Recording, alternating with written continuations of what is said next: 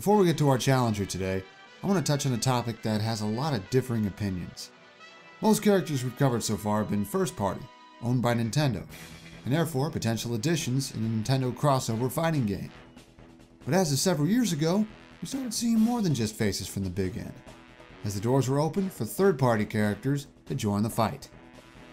Put bluntly, third parties are hype machines, a cornerstone of speculation ever since Snake's surprise reveal in Brawl's first trailer. Every time a new one shows up, the internet freaks out. There's something novel about it, the idea of someone from outside Nintendo's repertoire joining in, that gets people talking. They've often become the highlights of the reveal cycle since, with many welcomed with open arms, some greeted as if seeing an old friend for the first time in ages, and one who left the collective internet in shock for a while. With all this talk surrounding them, it's no surprise that third parties often dominate speculation. Most fans have a handful they'd be up for seeing make it in, no matter how likely they may actually be. That often carries over into various fan projects, and the more notable ones often have a significant focus on guest fighters compared to the canon entries. Yet you also see a lot of mixed opinions about them, ranging from fans who are fine with the steady drip we've gotten so far, others who want the doors flung wide open for many more to join in, and a small handful who feel guest characters have no place at all in a Nintendo fighter. But one thing holds true after all this time. Third-party characters are often very difficult to predict. Sure, we've had some that were fairly easy to see coming. But way back in the day, I doubt anyone thought Snake would be the first. And one of the three we got during DLC, all of whom were off many people's radars. Unlike with Nintendo-owned characters, the landscape for guest fighters is constantly shifting, directly affected by other companies' positions and business relationships. It's a lot more complicated than the combination of relevance, prominence, and potential that goes into most first-party newcomers, and it makes predicting them a lot more difficult than it can feel at first glance. Which leads us to today's challenger, who's gotten a lot of focus lately that may or may not mean something. Recent events have led speculators to flock to him and pencil him in as a frontrunner for this potential Smash 4 Deluxe. But just what is his situation right now? Let's blow this open, shall we? Bomberman is the main character of the franchise of the same name, an icon of the 90s and the turn of the century. A former flagship character of the late Hudson Soft, he's had many games across the years, both on Nintendo systems and elsewhere. People just can't get enough of his unique brand of strategy-based gameplay and multiplayer madness. Bomberman's backstory has been rewritten once or twice, but the gist of it is that he's a robotic life form created to protect the people of Planet Bomber, his homeworld, and the greater universe. He saved the day time and time again using his ability to pull an endless supply of explosives out of thin air, placing them strategically to blow enemies to Kingdom Come, while taking care not to also blow himself up in the process. This particular Bomberman is actually one of several, and he's also known as the White Bomber because of, well, his paint job. Other Bombermen of various designs have appeared throughout the series as allies, antagonists, and as alternate characters for people to pick in multiplayer battles that you always end up spending the most time in trying to blow up your friends. Don't try this at home, kids. This series has a long, complicated history, stretching as far back as 1983, though it was its NES debut in 1985 that made Bomberman a household name. From there, the White Bomber saw many appearances across Nintendo systems, from the 16-bit era, to 3D, to better 3D, and beyond, even popping up in portable form every now and then. But while Bomberman himself saw success, his patron company fell on hard times right around the year 2000, and when that happened, in stepped Konami, who went from being a close ally of Hudson Soft to becoming its majority shareholder. Konami kept Hudson afloat for a while as an unofficial subsidiary, but in the late 2000s, Konami hit that point where they started to become public enemy number one. Hudson Soft was liquidated completely in 2011, its franchises assimilated and left to collect dust, and people began to wonder if Bomberman would ever see the light of day again. But then came the revival no one saw coming.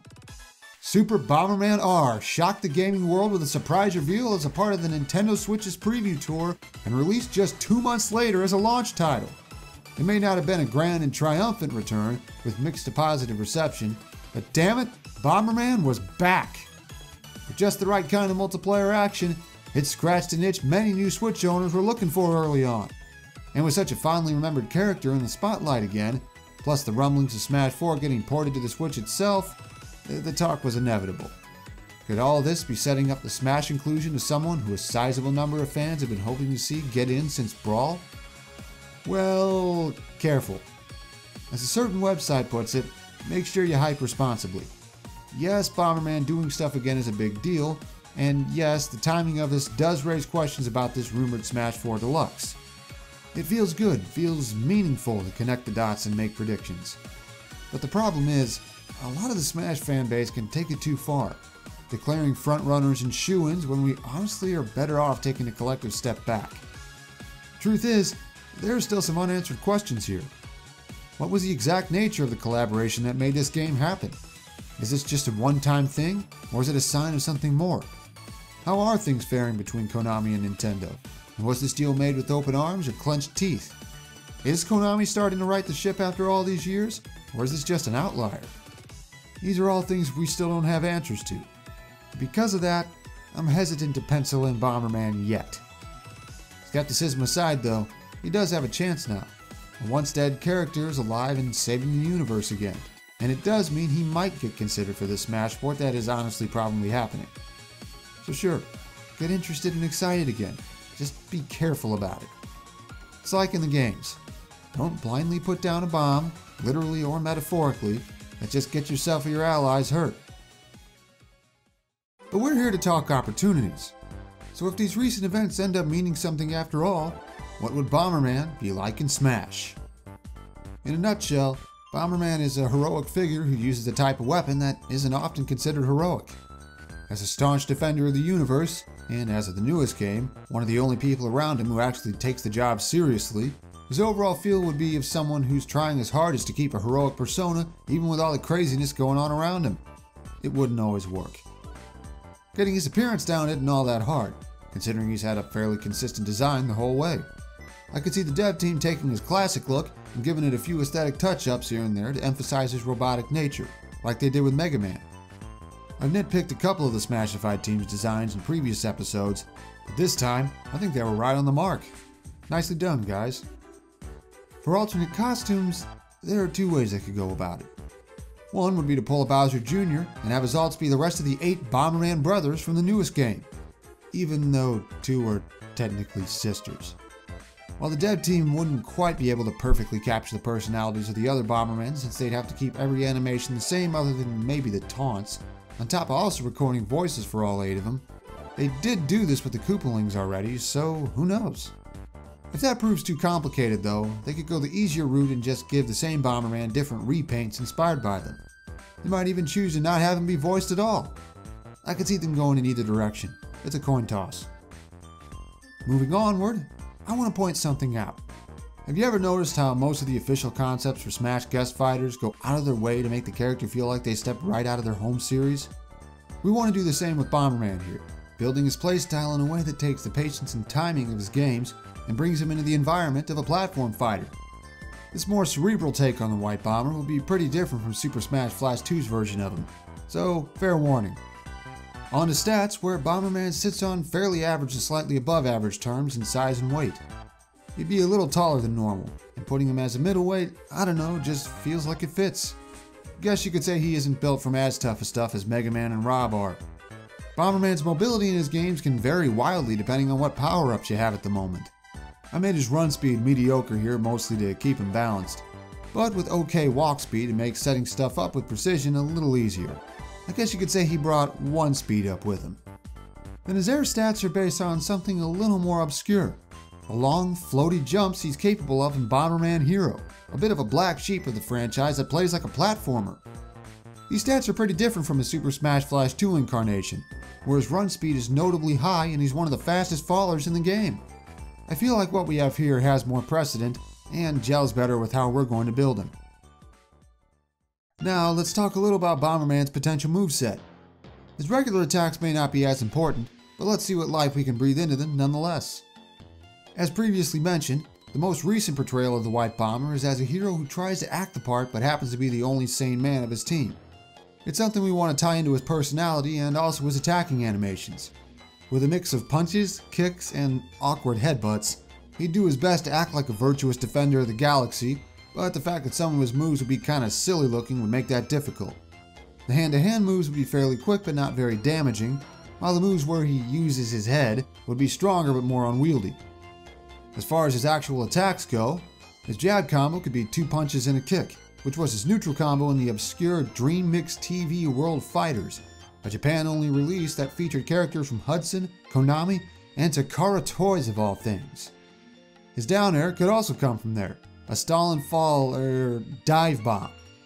I could see it spiking early on, but like similar dares, it'd be a huge commitment and liable to get you killed if you use it off stage. Then his forward tilt would be something more recognizable, the bomb kick maneuver. It'd probably be built to be a pretty good move, since it's so iconic and such a useful power-up most of the time. I could even see his forward air being a variant on it. And while I've been pretty critical of Super Smash Flash 2 before, I do like their ideas for his dash attack and up air, both powerful yet awkward headbutts, and his back air, which might be a callback to Snake's. Bomberman smashes could pull from the rolling bomb technique in Bomberman Hero, where he winds up and then submarines one or more bombs forward. Here he'd throw one smaller bomb down, colored differently than his regular ones to tell them apart. I'm thinking these would be bluer. And it'd explode immediately. His forward smash would have him underhand one forward like in the game, his up smash would have him toss it upward to explode above him, and his down smash would have him throw one to each side and then plug his non-existent ears. All three would be fairly powerful and have good range, but also be slow to come out and risky unless you get a read. How about his grab game though? Bomberman would hold a grabbed opponent like he holds a bomb, and throw them like one as well. He'd toss them forward for his forward throw, send them over his shoulder for his back throw, do an underhand free throw motion for his up throw, and drop and punt them away for his down throw. None of these would be particularly damaging or threaten to kill on their own, but they would be very useful for chucking into a bomb's blast radius. More on that shortly. Then his pummel would have him just whack them with one hand, and it'd probably be slow and not very good, since it'd be more for stalling to time your throw with a bomb going off. And finally, a couple miscellaneous things. I could see one of his idle animations having him put his hands on his hips like in his Bomberman R art, and his other idle, or a taunt, featuring the fighting stance he takes before a boss battle in Bomberman 64, The Second Attack. It's these kinds of little touches that make Smash character concepts feel like they really nail the character in question. Alright, with those out of the way, onto the part you've been waiting for. As you probably expected, Bomberman's special moves are crucial to his moveset and fighting to his greatest ability. And kicking things off is exactly what you're expecting, the bombs. Bomberman just wouldn't be himself without being able to use his signature explosives in battle. Press B and he'll drop one out of hammer space where he stands. If he's in the air, it'll fall to the ground a bit faster than his own fall speed. Approximately 3 seconds after a bomb is created, it explodes in the classic cross pattern, reaching about 2/3 of a battlefield platform length in each direction. These bombs are much more of a standalone threat than comparable traps on other characters, with pretty good range and damage and even the ability to kill at decent percents. I guess you could say he brought one fire-up with him. Not only that, but you'd be able to move them a little by hitting them with attacks, and the bomb kick forward tilt in particular could send them a platform length forward. Just be aware that opponents can do it too, to a lesser extent. But there's more. By holding B as you drop a bomb on the ground, Bomberman would pick it up, then be able to walk slowly while carrying it, then toss it forward when you let go of B. Just take care to not get blown up, since the clock would still be ticking even when you're holding them, and the throw would be pretty laggy. But there's still more. Unlike other traps like banana peels, gyro tops, or mecha Koopas that can only have one present at a time, Bomberman would be able to place 2 bombs at once. I guess you could say he brought one, you get the idea. And there'd also need to be a way to tell whose bombs are whose when multiple Bombermen are fighting. I'm thinking something like a colored arrow like with Olimar's lead Pikmin. Or maybe the sparks coming from the bomb's fuse could be colored to match the player's color. Bombs are an integral part of Bomberman's fighting style because, duh. But they're built up a little differently than trapping moves and other movesets, as they're strong enough to be a threat on their own rather than merely letting them land something stronger. Instead of confirming the bombs into something, like with bananas or gyros or arc thunder, he wants to confirm something else into a bomb. It fits his more heroic nature. He isn't trying to be underhanded with his bombs, he wants his enemies to see them and be afraid. It's also pretty different from how Super Smash Flash 2 handles his bombs, where he holds them by default, can power them up the longer he holds them, can have up to 5 at once, and they don't go off at all unless he uses his down special to remotely detonate them. I feel like our version here is better at making fighting as Bomberman feel like playing one of his games. So using bombs can lead to some pretty complex traps. But what if you don't have time to set something up? That's where Bomberman's side special comes in, the line bomb. It's a recurring power-up in the series that lets you place a long line of your maximum available bombs all at once. Pretty OP in the right circumstances. For our version, a short line of the smaller blue bombs from the smash attacks would drop in front of Bomberman. Then a half second after the last one gets into place, the first one explodes and sets off the rest for a multi-hit chain. Line bombs great at emergency landing traps and platform pressure. Well, unless you already have other bombs in play. Like in the games, the more standard ones you already have out, the shorter the line is. With no bombs in play, 5 small bombs would be generated. If one regular bomb is active, the line would only be 3 long. And if you have 2 bombs in play, the line would only just be 1 single mini bomb and be all but useless. So sorry, you can't just cover the entire stage with explosives. In addition, you couldn't put another line down until the first one is all gone. Any bombs separated from the main one would take longer to go off since they aren't part of the chain reaction, and no part of this move would be a kill threat until pretty late. Remember, this is for when you need something fast. It's not your plan A. So what's a good way to incorporate Bomberman's explosives into a recovery move? Enter the Bomber Jet. This is one of several attachments that showed up in Bomberman Hero, each granting some new ability that shook up gameplay for a level. The Bomber Jet granted forward flight, and its levels played like shoot-'em-ups. It worked just fine as a recovery move too, with Bomberman strapping into the jetpack and rocketing forward at a rising angle, about 37.5 degrees I'm thinking, with the ability to angle it more up or down as necessary. Going pretty far pretty quickly, it'd make Bomberman's recovery great if it isn't contested, but it'd be impractical on offense, with a pretty strong but hard to land hit right at launch and only minor damage and knockback while he's moving. And while it'd cover quite a bit of ground, it'd be rather impractical for vertical recovery since it'd take a while to get to an angle better suited for that. So don't get spiked. Super Smash Flash 2 gave him a jetpack as well, but its recovery is almost entirely vertical. I went with something that felt a little truer to the source. Now we've come to Bomberman's down special. I've seen a couple ideas get tossed around, but I've decided to go with a recurring element in the Bomberman series that I haven't seen any concepts take advantage of. Bomb elements. In a handful of Bomberman games, particularly on the N64 and GameCube, you can gain the ability to use bombs with other elemental properties in the classic fire. I figure, why not incorporate them to make Bomberman's trap game something truly unique? Pressing down and B would surround the white bomber with 4 elemental symbols, reminiscent of how they're handled in Bomberman 64, the second attack. He'd slow down a little if you use it in the air for easier snap decisions. Pressing a direction would change the bombs you place with your neutral special into the corresponding element. Each type of bomb would have different properties that give them different uses. The classic fire bomb would be fairly powerful and have their iconic plus-shaped explosion. Ice bombs would create a circular explosion of cold, covering the largest total area but for the least damage. Wind bombs would create a smaller cross pattern with the smallest radius but deal the most knockback. And instead of hurting Bomberman, they'd have a wind box effect on him that pushes him instead. Careful with those. And lightning bombs would have a slight delay when going off like in the second attack, but their explosions would be in a diagonal X shape to cover angles the other bombs don't. Using these 4 bomb elements would grant Bomberman a ton of versatility to his otherwise predictable traps. You'd be able to swap between them pretty quickly as needed, and the 2 bombs you have in play can even be different elements. But there's something far more dangerous than any of them. If he got his hands on a smash ball, Bomberman's final smash would bring out the dangerous bombs. These babies are a rare sight most of the time, only showing up under unusual circumstances like 2 bombs colliding and merging into one. And with huge explosions, they're as destructive as the name implies. For a limited time, any bomb you place would automatically become a dangerous bomb, going off in half the time and with a huge circular blast radius. Not only that, but Bomberman would have complete invincibility to his bomb's explosions during this time. He'd be able to place 3 at a time instead of 2, and he'd even become a little faster and stronger.